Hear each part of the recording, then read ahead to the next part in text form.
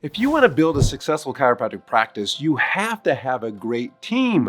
But how do you build a great team? How do you give them the tools to actually thrive and develop the skill sets that they need to do the work in which will help your practice be successful? In this video, I'm going to give you my 5 best tips to empowering an incredible chiropractic team.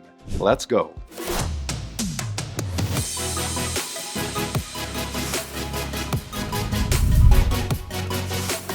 If you're a successful chiropractor ready to create more impact, you need more team, and I'm going to give you 20 years of knowledge compressed into the next 2 minutes. The first thing we're going to cover is the number one thing that I learned about onboarding a new team member. We're going to dive into a simple step of building a team-driven practice. And then I'm going to give you the number one thing that if you don't have, it's why your practice keeps hitting the glass ceiling. And then of course, without this step, you might face burnout. And then we'll wrap up this video with the one hack that is going to create exponential results for your practice. There is a law of success that says if you get the first 15% right in a process, the rest of the 85% almost takes care of itself. And this is so true with building your onboarding. I worked with a practice with Dr. Kendra, who had dozens and dozens of employees over the years, and the culture wasn't really great. There was a lot of backbiting, there was a lot of sabotage, there was a lot of disgruntled employees that struggled to really thrive in their practice. And we brought them into this community of a data-driven practice and recognized that culture has to be intentional. And we do it with a document that we call your team member orientation packet. We implemented this from our Profit Accelerator System, and Dr. Kendra took it, customized it for her practice, but had the fundamental framework that explains to the team that you are entering into a practice that only works with A players. This is an Olympic level team where we are very intentional about the patient experience that we create. We're not reactive to patients. We show up to the practice each and every day with clarity of what we're trying to accomplish for our patients. And we become tenacious about measuring our success. In fact, we're a data-driven practice with 4 key disciplines that teach us how to know our prime mover, how to make decisions with lead measures, how to watch the team scoreboard, and how to actually have a cadence of accountability. That onboarding culture brings them into our core values, that these are the principles that we're trying to live up to as a practice, that we support each other in trying to adopt those core values and live them authentically within our lives. Patients feel that energy when they walk into a practice. And if they're walking into a practice where there's disgruntled, there's backbiting, there's gossip, there's frustration within the team, your patients will pick up on that energy. They will not want to make a return appointment and not even know why. They just feel something within your team. So that first step of intentional culture, onboarding a team member into these expectations, is key in getting the first 15% right of building your team-driven culture. And if you've noticed this in your practice, I would love for you to comment below. Share with us, what is one thing that you've done within your practice to become very intentional about building the culture in your practice? Share that. We would love to know. We are building a community of intentional data-driven practices, and we want to share our secrets because we're of abundance mindset here, not scarcity mentality. So drop in the comments below. What's the number one thing that you've done that's empowered your team culture in your practice? This leads me to our secret number 2, which is what we call assign a system driver. Now that may sound a little bit strange, but your practice is made up of systems. There's 7 fundamental systems in your practice, just like there's fundamental systems within the human body. And most practices believe in cross-training. We absolutely want cross-training across our team. But what we don't want is jack of all trades, masters of none. Because if nobody is assigned as the system driver, there's a lot of pointing, a lot of room for blame. And blame, as you know, will deteriorate your culture faster than anything. When we look at the scoreboard, we want to be able to know who's driving each system in the practice, who's responsible. And a system driver says, hey, I'm going to show up every day and take responsibility. In fact, if you break down the word responsibility, it's the ability to respond. And that takes training. That doesn't just happen reactively. We have to be intentional about developing the gifts, developing the core values, developing the skill that team member was born and blessed with, and nurturing that within them so that now they're intentionally driving that, not reactively reacting to the system and taking ownership for its failures and success. So if you like this idea of a system driver and want more information about that, come join our free community. It's a Facebook group called The Data-Driven Practice, where you can interact with doctors who are learning to master these very skills. And now that you understand the principle of a system driver, recognize that each system actually produces a product within the practice. We get very intentional about defining what should the marketing system produce? What should the front desk new patient system produce? What should the exam and case acceptance system produce?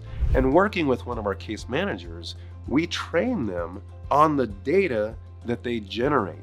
And in order to generate that high-performing data, what do they need to actually hand off to the next system within the practice, which is now moving over to the front desk system, which is now scheduling treatment for patients who have agreed to treatment plans. So the product of the exam and case acceptance system, this case manager became very clear that when they were done with the patient, we had a patient who agreed to treatment and financial agreements, that they were committed to those agreements, that before they even went to the front desk to schedule their treatment plan, they recognized the importance of the frequency and the duration of those visits, that they had signed patient policies, that they recognized that if they missed appointments, there's consequences to missing those appointments in their own progress of their health, that they recognized how important a missed appointment makeup time was, that they recognized how to communicate within the practice in the most fast and efficient ways so that we could actually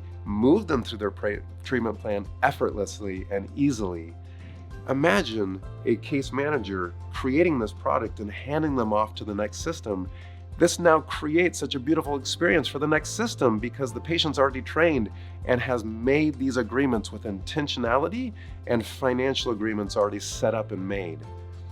This is what it means to recognize the product. And when we start measuring the quality and quantity of that product, and that leads us to secret number 4, which is actually assigning a KPI to that product. A KPI is what we call a key performance indicator. It is the one number that when we measure it, it tells us, are we doing a good job in our system as the system driver? Am I producing a high number of those quality products that I have now committed my life to showing up to the practice to commit? The KPI is an indicator where we can set a goal towards. By setting that goal, I know I'm responsible in hitting that goal as a team member. My value as a team member is not the time I'm giving into the practice, it's actually the volume of the KPI that I'm helping the practice accomplish, my system produce, my product in abundance for the practice. I now as a team member know my value. I show up to deliver on that value, and I take great pride in delivering that value for the practice. And so secret number 5 pairs with the KPI in what we call an accelerator. Now, an accelerator is an incredible thing because in your practice, you've got to understand that each system has capacity. Capacity is very dependent on 2 things, your people and your processes. And a practice is very different when it's operating down here compared to when it's operating up here. This really became clear to me when I spent a day at my front desk, and I really saw the capacity for my front desk team members that they were dealing with all the different patients coming in through the practice, the phone calls coming in, the appointments that needed to be scheduled, the payments that needed to be collected. The capacity is only so big. Think of this as the size of the cup. Now, training will increase the capacity. Better processes will increase the capacity, but we have to monitor that capacity on a regular basis, and we do that through the accelerator. If at the front desk, the KPI is total scheduled appointments and the accelerator is the percent of those kept appointments, we know the higher the accelerator, the better that the KPI is going to perform. The more patients that are going to come through the practice that day.